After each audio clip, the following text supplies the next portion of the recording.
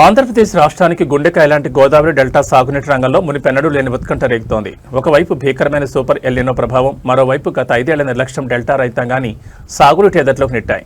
ఈ క్లిష్ట పరిస్థితిలో కాలువ చివరి భూముల వరకు సాగునీరు అందించడమే లక్ష్యంగా జలవనరుల శాఖ మంత్రి నిమ్మల రామానాయుడు, కార్మిక శాఖ మంత్రి వాసంతిని సుభాష్ మరియు కొత్తపేట ఎమ్మెల్యే బండారు సత్యానందరావు క్షేత్రస్థాయిలో కదిలారు. బొబ్బర్లంక నుంచి లొల్లలాకుల వరకు స్వయంగా మోటార్ సైకిల్పై పర్యటించి పరిస్థితిని సమీక్షించారు. లొల్లలాకుల వద్ద జరిగిన సదస్సులో జలవనరుల శాఖ మంత్రి నిమ్మల రామానాయుడు దిగ్భ్రాంతికర విషయాలను వెల్లడించారు. 70 ఏళ్ల గోదావరి చరిత్రలో జూలై నెలలో కేవలం 15,000 క్యూసెక్ల నీరు రావడం ఇదే తొలిసారని అధికారులు తేల్చారు. సాధారణంగా మార్చి, ఏప్రిల్ నెలలో వాడే సీలియర్ జలాలను సూపర్ ఎల్నినో తీవ్రత వల్ల ఇప్పుడే 5,000 క్యూసెక్ల చొప్పున డెల్టాకు మళ్లిస్తున్నట్టు తెలిపారు. గత 5 ఏళ్లుగా కనీస గేట్ల మరమ్మతులు, గ్రీజు పూసే పనులు కూడా లేక డెల్టా లాకులు తుప్పుపట్టిపోవడంతో క్షేత్రస్థాయిలో రైతులు పడ్డ కష్టాన్ని అధిగమించడానికి కూడా కూటమి ప్రభుత్వం అహర్నిశలు శ్రమిస్తోందని స్పష్టం చేశారు. అధికారులంతా కాలుగట్ల వెంబడి తిరుగుతూ ఇన్ఫ్లో, అవుట్ఫ్లోలను ప్రతి గంటకు పర్యవేక్షించాలని ఆదేశించారు. ఇటు కార్మిక శాఖ మంత్రి వాసంతిని సుభాష్, ఎమ్మెల్యే బండారు సత్యానందరావు మాట్లాడుతూ గత ప్రభుత్వ నిర్లక్ష్య వైఖరి వల్లే డెల్టాకు ఈ దుస్థితి వచ్చిందని, వంతుల వారి విధానం మరియు తక్కువ కాలపరిమితి పంటల సాగుతో రైతాంగాన్ని కాపాడుకుంటామని భరోసా ఇచ్చారు.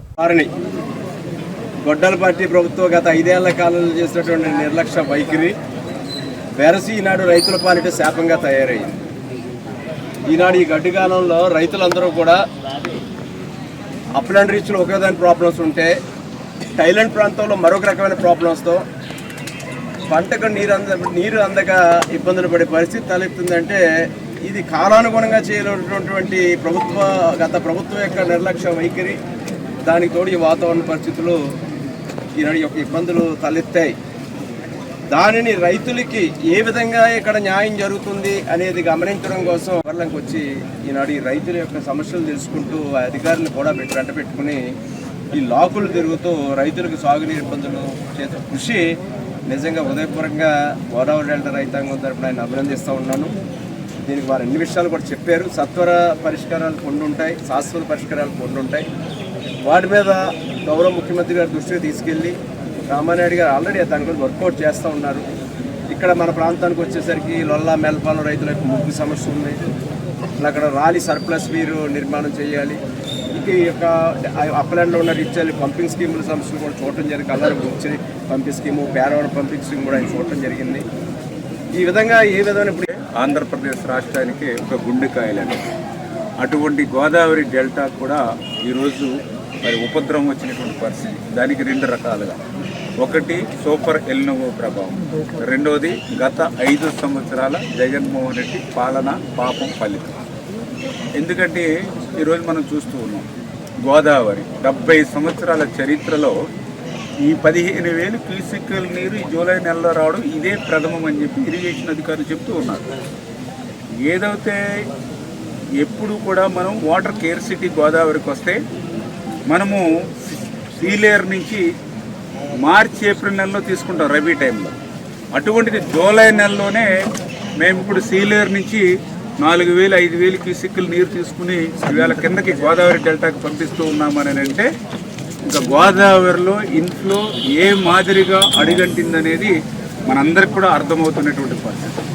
మరి ఇటువంటి పరిస్థితులను దృష్టిలో ప్రాజెక్టులు 3 సంవత్సరాల్లో ఖర్చు పెడతారు, పూర్తి చేస్తారు. అటువంటి 36 ప్రాధాన్యత ఇరిగేషన్ క్యాలెండర్లో మన గోదావరి మోడరేషన్ కూడా అందులోకి చేర్చడం జరిగింది. ఆ చేర్చడమే కాదు, ఆ గోదావరి మోడరేషన్ పనులు చేయాలని అంటే శాశ్వత ప్రాతిపదికన చేయాలని అంటే ఇప్పుడు రైతులు చెప్తూ ఉన్నారు, మాకు అక్కడ షట్టర్ బాగోలేదు, ఇక్కడ డోర్ బాగోలేదు, అక్కడ సైఫన్ పోయింది, దానికి కనెక్షన్ అవ్వలేదు, దీనికి పూడికి అయిపోయింది. ఇవన్నీ కూడా లైడార్ సర్వే 14 కోట్ల రూపాయలు పెట్టి 2 జిల్లాలు కూడా లైడార్ సర్వే చేసాం. ఆ లైడార్ సర్వే నుంచి ఇప్పుడు ఒక డిపిఆర్ తయారు చేస్తాం.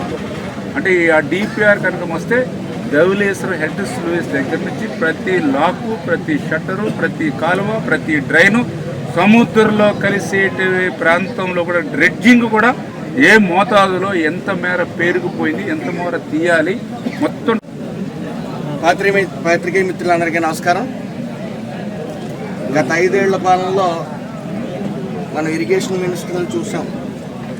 రకరకాల విన్యాసాలు, సెంట్ పెర్సెంటేజా, అరసెంట్ పెర్సెంటేజా అని చెప్పేవాళ్ళు ఒకళ్ళైతే, ఇంకో మంత్రి నేను ఇన్ని బూతులు తిట్టాను, అన్ని బూతులు తిట్టానని చెప్పి వీడియోలు పట్టుకెళ్ళి జగన్కి చూపించి మెప్పు పొందే ప్రయత్నం చేశారు తప్ప వాళ్ళకి ఆ శాఖ మీద పట్టు లేదు, సాధించలేదు, ఏ రోజు దృష్టి కూడా పెట్టలేదు. రైతు ఎట్టిపోతే మాకెందుకు అనే నినాదంతోనే ముందుకెళ్ళారు. మరి ఈ రోజున కూడా అనొచ్చు, అసలు ఆయన పడుకోకుండా వర్షాన్ని తడుస్తూ ఆయన చేసిన సేవ రాష్ట్ర ప్రజలందరూ చూశారు. ఈ రోజుకి రైతే రాజు అవ్వాలనే ఆకాంక్షతో రామానాయుడు గారు చేస్తున్న సేవను కూడా గమనిస్తూ ఉన్నారు. ప్రజలు చాలా తెలివైన వాళ్ళు, ఆంధ్ర ప్రజలు ఇంకా తెలివైన వాళ్ళు. ఎంత తెలివైన వాళ్ళు అంటే ఒక్క అవకాశం ఇవ్వండి అంటే ఒక అవకాశం ఇచ్చారు జగన్మోహన్ రెడ్డికి.